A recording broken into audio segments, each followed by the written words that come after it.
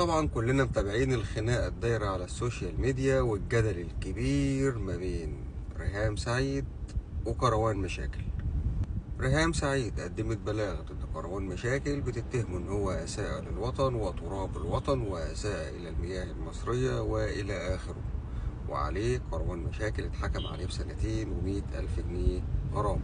كروان مشاكل طلع يترجى ويسترجى ريهام سعيد ان هي تتنازل عن المحضر، ولكن ريهام سعيد ركبت راسها.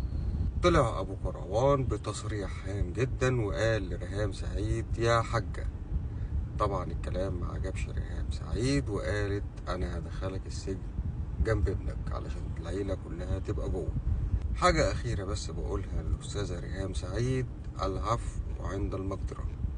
طيب حضرتك فين بقى من إهانة بدرية طلبة لكل المصريين، ولا هي الوطنية بتتجزأ؟